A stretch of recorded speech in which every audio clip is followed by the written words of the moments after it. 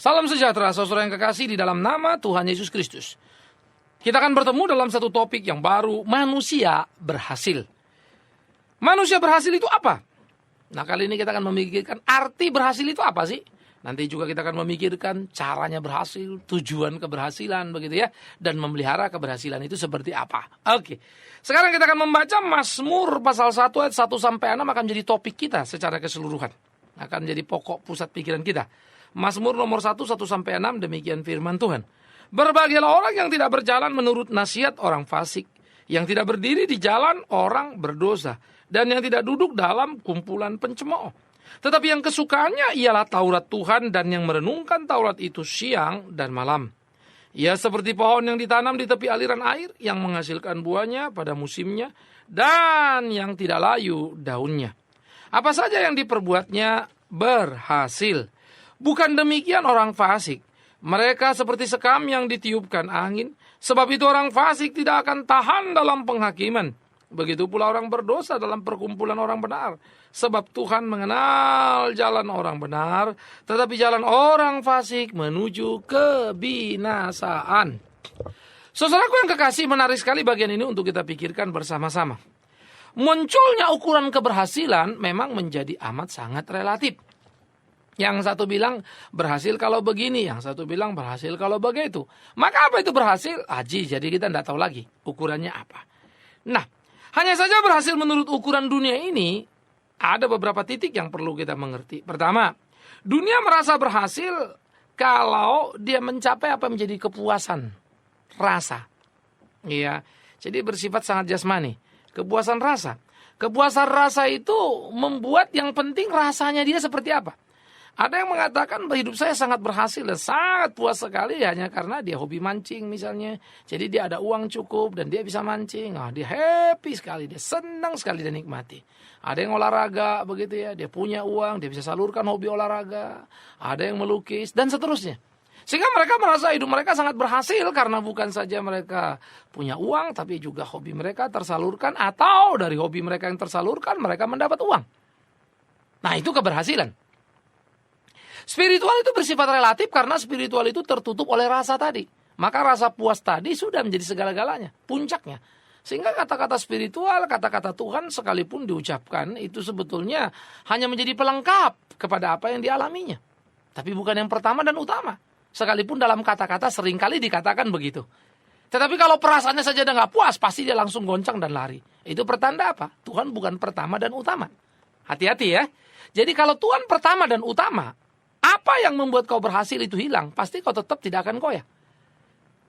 Ya. Kalau apa yang kau sebut berhasil itu kemudian hilang, misalnya penyanyi lalu mendadak kecelakaan, suaranya hilang. Waduh, pelukis tangannya atau mengalami kecacatan begitu ya. Tahu-tahu nggak bisa lagi melukis. Pemain bola kakinya eksiden, nggak bisa lagi main bola. Ya. Pemancing mengalami eksiden, nggak bisa lagi mancing. Maka tidak ada lagi ada kepuasan di sana. Sehingga sekalipun dia punya uang, dia tidak lagi bisa melakukan hobinya, dia merasa hidupnya gagal, tidak berhasil. Dia kecewa. Kenapa? Karena dia berpusat pada kebergantungan rasa tadi. Bukan Tuhan yang pertama dan utama. Harus hati-hati loh. Sekalipun dia bertuhan loh. Dalam pengertian beragama begitu ya. Nyebut nama Tuhan. Ya, jadi Anda jangan terkamuflase. Kita ini seringkali terjebak pada bahasa basa-basi. Ya. Jadi kita omong Tuhan, tapi sebetulnya tidak begitu. Hidup kita menceritakannya lain. Harus hati-hati. Ya. Yang kedua, kekayaan ekonomi atau materi itu bisa menjadi ukuran. Keuangan kan? Wow, dia kaya loh. Kenapa? Gajinya sekian ratus juta misalnya. Maka ada orang yang kaya dan yang gak berhasil dalam keberhasilannya itu karena punya banyak mobil, banyak rumah, banyak uang. Padahal nanti dia punya relatif. Yang punya 5 juta itu kaya. Menurut yang punya 5.000 loh. Tapi 5 juta bilang aku miskin. Karena dia lihat temannya yang punya 50 juta. Terus begitu. Lalu yang kaya yang mana nih? Yang berhasil yang mana nih? Kan relatif ya. Angka itu akan terus bergerak. Sehingga kita kaya atau miskin tergantung lingkungan di mana kita ada. Tetapi itu menjadi ukuran keberhasilan. Tapi sekali lagi keberhasilan yang relatif. Tapi memang itu ukuran yang dipakai dunia ini. Sehingga orang berpacu berusaha untuk naik pangkat, berpacu berusaha untuk dapat uang banyak, apapun akan mereka lakukan untuk itu. Sehingga nilai-nilai keberhasilan itu menjadi nilai-nilai yang sangat relatif. Relatif sekali. Ya. Berhasil menurut dunia bagaimana?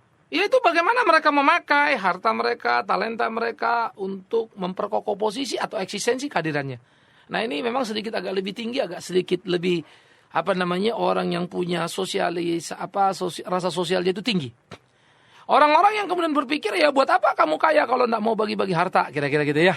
Nah, lalu ada bikin klub ini untuk tolong orang, tolong sini. Nah dia udah mulai cari makna. Ya. Abraham Maslow itu pernah mengatakan bahwa orang itu dibagi dalam 5 tahapan. Itu menurut Maslow. Yang pertama dikatakan orang yang sudah puas di dalam tujuan hidupnya itu adalah materi. Sandang, pangan, papan. Asal punya itu sudah. Gitu ya. Yang kedua itu adalah orang-orang di tingkat security. Rasa aman, rasa tenang, rasa nyaman. Yang ketiga nanti bukan lagi security tapi sudah love. Dihargai, menghargai, dikasihi, mengasihi. Kan begitu ya. Jadi relationship. Nomor 4 itu udah self esteem, harga diri. Ya. Nomor 5 itu self actualization. Ya, pengaktualisasian diri. Bagaimana hidup dia seperti lilin yang menyala, lilinnya mati, semuanya terang. Tetapi masih dalam tataran sosial, dalam tataran manusia pada umumnya, kedewasaan psikologis istilahnya. Moral yang tinggi, kan begitu. Nah, oleh karena itu mereka mengukur keberhasilan begitu. Bagaimana memakai bakatnya ini untuk menolong orang lain. Bagaimana memakai uangnya untuk menolong orang lain. Tetapi awas. Di sana dia sedang mencari identitas dan pengaktualisasian diri yang tertinggi. Di sana sebetulnya yang dikerjakan adalah bagaimana dia untuk mendapatkan posisi. Tapi posisi bukan lagi yang bersifat materi. Pengaktualisasian diri. Supaya orang tahu ini saya begini. Inilah hidup. Nah dia ingin memberikan pesan kepada orang di sekitarnya. Tetapi semua memang berpusat pada dirinya. Berorientasi pada dirinya. Tapi bukan materi ya. Hidupnya dikasih untuk orang lain. Supaya orang lain tahu ini loh hidup loh. Jadi Anda tolong lihat saya. Kira-kira begitu ya. Pembahasannya. Nah ini memang sesuatu yang baik. Sesuatu yang terpuji. Tidak ada yang salah di sana. Secara moralitas. Yang menjadi salah adalah. Tetap saja kita hanyalah model kalau melakukan seperti apa yang Tuhan lakukan, kan begitu kan? Nah, nanti orang bilang, oh beragama banget. Ya memang itu faktanya. Karena manusia pun sangat relatif di dalam apa yang dilakukannya. Sehingga saudara, cara berhasil dunia itu mulai dari yang terendah bersifat materi sampai pengaktualisasian diri itu bisa muncul macam-macam. Jadi Anda juga jangan berburuk sangka. Saya kira banyak sekali pengkhotbah langsung mencaci maki orang dengan cara dunia. Makanya kita suka kaget. Banyak orang Kristen tidak lebih baik dari orang dunia. Banyak orang dunia itu ya, keberhasilannya jauh lebih terpuji daripada orang-orang gereja. Makanya kudu hati-hati. Jangan sempit untuk memahami realita kehidupan dan nilai yang berlaku dalam dunia ini. Ya, karena moralitas adalah fotokopi agama, keyakinan fotokopi iman itu. Ya. Maka moral yang bagus itu seringkali sekalipun dia tidak beriman kepada Tuhan Yesus, waduh, menjadi sulit kamu bantah bahwa dia salah. Moralnya lebih bagus kok. Sehingga dalam kotak-kotak keagamaan, perilaku orang Kristen bisa jadi batu sandungan. Karena tidak kurang bermoral. Lalu ada orang yang tidak Kristen tapi sangat bermoral. Kan kacau kan? Nah itu harus hati-hati loh. Maka hidup kita ini kompetisi. Ya. Tetapi berhasil menurut Alkitab itu apa? Nah ini yang menarik. Berhasil menurut Alkitab ternyata pertama adalah bersifat spiritual. Ya. Maka waktu dia bersifat spiritual, kejasmanian atau kepuasan tadi itu bersifat relatif. Bersifat relatif. Sehingga memang di sini terjadi seringkali paradoks-paradoks. Misalnya Paulus bilang, atau rasul-rasul mengatakan, kami bersyukur boleh menderita untuk Yesus. Waduh, kan kacau nih. Masa menderita bersyukur? Bagaimana itu? Paradoks kan? Yang bersyukur itu dapat uang atau lolos dari penderitaan. Ini bersyukur karena itu. Demi Injil mau dipenjara. Bolehlah. Masa jadi penginjil memberitakan Injil masuk penjara? Katanya kan turun naik ke sorga. Kok lain sih? Kan begitu saudara. Iya kan? Ini rawan ini. Ini berat ini. Lah beritakan Injil kan mesti diberkati. Dapat mobil, dapat rumah, dapat semuanya. Lah ini kok masuk penjara sih? Demi Injil aku rela disesar, rela dicambuk, rela masuk penjara, diuber-uber kayak penyamun, mau dibunuh. Itu kata Paulus. Ini yang salah Paulusnya apa kita masa kini ya? Hah? Saya sih lebih yakin kita yang salah. Saya pun sering kali cengeng dan tidak setangguh dan sekuat Paulus dalam menyikapi hal seperti itu. Sehingga Paulus sangat kaya dalam spiritualnya. Maka rasa pada diri yang bersifat jasmani itu relatif. Ya. Dia bisa sejalan, bisa tidak. Maka paradoksnya sangat banyak. Jadi harus hati-hati loh. Kepuasan spiritual itu atau bersifat spiritual itu luar biasa kuat sekali. Maka berhasil itu ukurannya. Jadi dia tetap happy sekalipun dalam kedukaan, tetap happy sekalipun dalam penganiayaan. Itu yang hebat. Dalam khotbah di bukit Yesus berkata, berbahagialah ya engkau yang berduka cita. Wow, makarios itu kata saat ini loh itu. Bentuknya present. Artinya berbahagialah engkau saat ini. Hai yang berduka cita saat ini. Waduh, bagaimana bisa? Paradoks lagi. Dua hal bertolak belakang tapi dua-dua betul. Terlalu banyak misteri dalam Alkitab yang harus disingkap dengan utuh. Itu membuat keunikan yang hebat di dalam Alkitab itu. Ini Anda nggak akan temukan tempat lain. Tapi karena kita tidak menggali seperti itu, jadi ya sudah, Alkitab mirip-mirip saja sama yang lain-lain.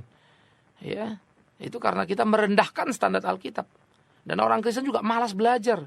Ada di tataran bawah terus tidak mau naik, sehingga tidak menemukan kekayaan-kekayaan, keunggulan, kehebatan yang luar biasa dari Alkitab itu. Ayo, saudara mesti mau menggali, naik ke atas, belajar berpikir, belajar mengerti dalam pimpinan tuntunan Roh Kudus. Roh Kudus pasti memberikan pencerahan untuk menemukan kesejatian makna. Kan begitu? Ya. Jadi kekayaan yang bersifat spiritual ini sangat luar biasa. Yang kedua, kekayaan ekonomi itu adalah bukan memiliki tapi membagi. Ya, ini yang menjadi menarik lagi begitu. Ya, kekayaan itu adalah bukan memiliki. Jadi saya punya uang banyak. Tidak. Kekayaan ekonomi itu harus diukur dari berapa yang kau keluarkan. Banyak apa tidak? Nah, orang Kristen sekarang salah kaprah. Semua yang dipakai ukuran dunia, punya banyak bilangnya kaya, baginya dikit, miskin kamu. Yang kaya itu orang punya banyak, baginya yang banyak. Lihatlah janda miskin itu. Itu yang dicatat Alkitab. Pemberi persembahan yang paling baik siapa? Janda miskin. Ya, siapa lagi yang mau memberi hartanya yang sangat luar biasa, sangat baik? Jemaat Makedonia. Jemaat Makedonia itu susah. Sampai Paulus bilang, sudahlah kalian jangan dibebankan masalah untuk menolong orang Yerusalem. Jangan tahan kami. Kami juga mau ambil bagian. Mereka memberi dalam kekurangannya. Kekurangan apa? Ukuran dunia. Tapi mati mereka gara-gara itu? Tidak. Janda miskin itu mati? Tidak. Janda miskin tidak dicatat Alkitab mati hanya karena dia memberi, lalu tidak bisa makan. Tetapi juga janda miskin tidak dicatat hanya karena dia memberi, lalu menjadi kaya. Tidak ada ayat itu. Jadi jangan tambahkan. Dia kemudian mati atau juga jangan tambahkan. Kemudian dia kaya. Enggak. Nah di situ dia berhasil. Kan begitu. Di dalam kekayaan dia orang kaya itu. Karena dia bisa memberi kok. Nah itu keunggulan kekayaan itu saudara. Disitulah sebetulnya penemuan makna yang indah dalam hidup kita. Kalau hidup kita itu berbagi, waduh, luar biasa sekali. Sehingga dengan catatan seperti itulah kita melakukan apa yang menjadi kehendak Tuhan di dalam kehidupan kita, menemukan kesejatian makna. Coba saudara pikir berapa salahnya kita mengerti arti keberhasilan di dalam mengikut Tuhan kita. Salah sekali. Apalagi kita ini selalu terjebak membanding-bandingkan diri dengan orang lain, lalu termakan lagi dengan pengindoktrinasian yang salah. Justru memang seringkali datang dari banyak pengkhotbah. Kami ini pendeta-pendeta ini memang bertanggung jawab penuh terhadap pemikiran-pemikiran umat. Cuma saja sayangnya di sisi lain umat pun tidak kritis. Apapun ayo aja ditelan mentah-mentah. Tanpa mau mempertanyakannya lagi. Bisa dinalar apa enggak itu? Alkitabiah apa enggak itu? Comot satu ayat Alkitab sudah. Tidak mau melihat. Ayat Alkitab satu ayat tidak boleh lepas dari satu pasal. Baca satu pasal. Tidak jelas satu pasal. Baca satu kitab. Dari satu ayat, satu perikop, satu pasal, satu kitab. Baca lagi kitab-kitab lain. Maka khotbah itu tidak gampang. Kita mesti ngerti secara keseluruhan. Sehingga mainframe-nya itu, kotak utamanya itu jelas. Jadi enggak sebentar ini, sebentar itu, atau pikiran-pikirannya tabrakan-tabrakan. Gampang sekali melihat orang yang tidak mau belajar. Pikirannya nubruk sana-sini. Ya, orang kalau pasti lidah, memang enak omongnya. Tapi pikiran yang diungkapkan itu tabrak sana, tabrak sini. Langsung kelihatan. Padahal orang Kristen itu kalau berpikir secara alkitabiah sangat struktural. Wah, luar biasa sekali. Tidak bisa dia lari kiri kanan. Kencang sekali gitu ya. Jadi kalau pagar itu ketat. Maka saya sangat bersyukur sama Alkitab. Tidak mungkin orang sesat kalau dia betul-betul tunduk pada apa yang dikatakan Alkitab. Tanpa mereka reka, lalu menerjemahkan menurut konteks supaya cocok dan diterima. Sehingga kebenaran Alkitab dikhianati. Tidak. Tidak boleh gitu. Ya. Jadi saudara-saudara melihat kan. Janda miskin itu orang kaya. Kaya itu. Orang Makedonia miskin. Enggak kaya. Hebat ya. Nah itu yang perlu. Jadi kekayaan itu bukan berapa banyak kau bisa menumpuk uang, berapa banyak kau bisa membagi uang. Iya. Tapi jangan bilang gini, oh saya semua loh Pak, dapat 1.000 ngabisinnya 1.200. Buat apa itu? Oh shopping ini, shopping itu. Itu mah boros. Ya, itu mah jahat itu. Semua dihabiskan tapi untuk diri sendiri. Jahat itu. Ya, harus hati-hati. Jadi jangan begitu. Hidupmu terlalu kau cintai dirimu, bahaya. Tapi kau tidak punya waktu mencintai sesamamu seperti kau mencintai dirimu. Karena sudah kau habiskan semua untuk shopping. Untuk orang lain kau tidak mau berikan. Kita mesti punya perasaan yang kita tumbuh kembangkan dalam diri kita. Ya, itu perlu. Ya, jadi harus diperhatikan. Nah, di dalam bagian-bagian seperti inilah kita perlu untuk mengukur sebuah keberhasilan. Misalnya lagi, kita pakai banyak uang habiskan untuk diri kita, kepentingan kita, acara kita, bahkan termasuk institusi gereja misalnya. Tapi yang kita bagi untuk orang susah, untuk orang miskin, aduh, tidak ada artinya. Sedih loh. Katakan kita dipanggil sebagai tubuh Kristus untuk menolong yang lain. Bagaimana kita bisa bilang kita murid Kristus, tapi kita tidak melakukan dan tidak berbagi diri? Hati-hati. Nah, itu bahaya ya. Jadi kita perlu. Yang ketiga, saudara, bagaimana berhasil menurut Alkitab adalah bagaimana kita memakai harta atau talenta kita untuk Tuhan kita. Ya, mirip dengan yang tadi, bukan untuk diri. Tapi bagaimana kita pakai itu untuk Tuhan kita? Kamu pintar, ya. Katakanlah kamu penulis, kamu tulis yang bagus. Tapi dalam kerangka satu, bagaimana lewat tulisanku itu Tuhan dimuliakan? Ya, bagaimana lewat hartaku Tuhan dimuliakan? Nah, tadi itu salah satu kan menolong orang yang susah. Di situ kita berhasil. Saya bersyukur loh kepada Tuhan ketika Tuhan gerakkan kami dan teman-teman untuk membangun sekolah yang di Kalimantan. Ya, sehingga ada kepuasan tersendiri ketika bisa berbagi dengan saudara-saudara kami yang ada di desa. Ya, sekalipun karena itu ya pengeluaran saya jadi besar. Saya punya anak asuh di sana. Traveling saya biayain sendiri. Kadang-kadang saya berpikir saya salah, terlalu ekstrim. Sehingga banyak hal yang saya mau, saya nggak bisa dapat. Karena harus keluar ini, keluar itu. Andai kata saya tidak keluarkan, pasti saya punya. Tetapi, tidakkah aku berdosa? Karena aku yang mengatakan dan mengajarkan pada orang untuk hidup seperti yang Tuhan mau. Lalu aku tidak, kan jahat sekali aku. Iya toh? Dan lepas daripada apa yang kukatakan, bukankah Tuhan juga mengatakan padaku untuk melakukan apa yang harus kulakukan dalam hidupku? Bandel sekali aku kalau tidak mau melakukannya. Kita masih punya banyak salah, banyak dosa yang lain-lain. Yang gampang memberi gitu saja tidak mau, kan gawat kita ini. Iya. Hidup kita ini kan tidak suci, terlalu banyak noda. Entar kita ngamuk, entar kita sirik, entar kita ini, entar kita itu, kan ada saja. Karena itulah keberhasilan harus kita bangun dalam kesungguhan. Kesempatan berbagi sangat indah. Lakukan. Jadi bagaimana kita memakai harta kita untuk kemuliaan Tuhan? Itu penting. Talenta kita. Camkan, pikirkan itu. Ya, hidup kita ini bukan milik kita lagi loh. Hidup kita ini milik Tuhan karena sudah ditebus dengan darah yang kudus. Maka harus dipersembahkan pada Tuhan, dan itu namanya hidup yang berhasil. Karena kembali kepada Tuhan yang menguasai hidup dan pemilik hidup itu. Jadi kalau Mazmur 1 melukiskan pada kita adalah keberhasilan itu bukan orang fasik. Jadi jangan jadi orang fasik. Orang beragama tapi melanggar perintah-perintah agama. Orang beragama tapi memutarbalikkan fakta-fakta agama untuk kepentingan dirinya. Orang fasik itu yang mengatakan, wah saya kaya diberkati Tuhan, puji Tuhan. Tapi tidak pernah mau memberkati orang lain. Wow, itu gawat itu, hati-hati loh saudara. Jadi kadang-kadang kita tidak sadar kita sudah fasik hanya karena kita rutin ke gereja. Ini hati-hati nih, hati-hati. Atau kita ke gereja, kasih persembahan, kasih perpuluhan, rasa sudah beres semua. Lalu kita mulai bisa lakukan apa saja. Tidak peduli yang lain, bahaya itu. Banyak orang suka memberi ke gereja karena tercatat. Kurang suka memberi pada yang lain karena tidak tercatat. Nah, ini bahaya juga. Ya, maka saya sampai sekarang tidak bisa ngerti kalau gereja-gereja masih misalnya melakukan lelang yang adu-aduan begitu ya. Si anu sekian, si anu sekian, si anu sekian. Berapa bapak, berapa. Adu-adu kawan. Kayak lelang Amerika istilahnya begitu ya. Nah, saya tidak ngerti apa yang mereka mau. Padahal kalau ngasih yang ngasih aja apa susahnya sih kan kita. Tetapi itulah kebiasaan banyak orang.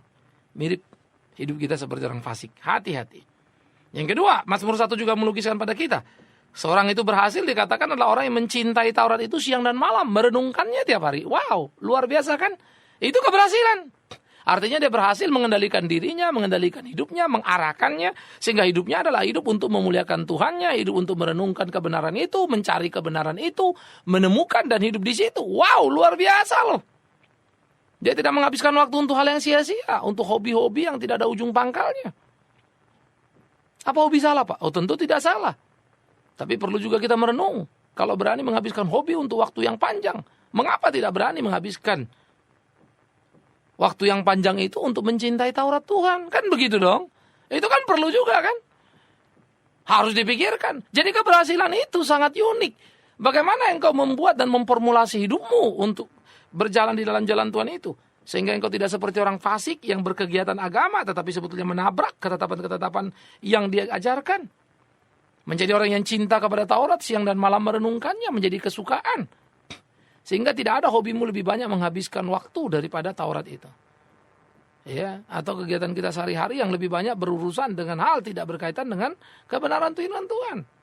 Makanya apapun yang kita kerjakan di dalam sepanjang hari kegiatan kita harusnya itu dipakai bagaimana untuk kemuliaan Tuhan, kan begitu.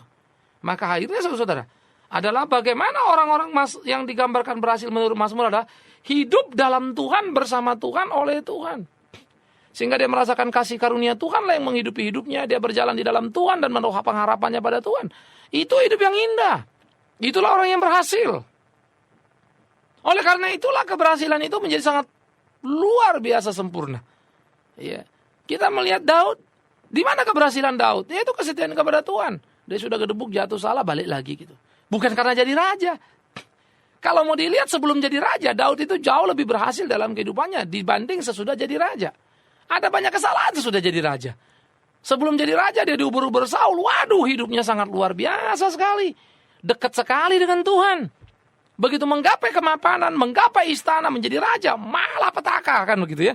Wah, menghantam Uria, mengambil Betseba. Waduh, ngeri sekali kita. Tapi kita juga kan gak bisa bilang makanya Daud gak usah jadi raja. Bukan.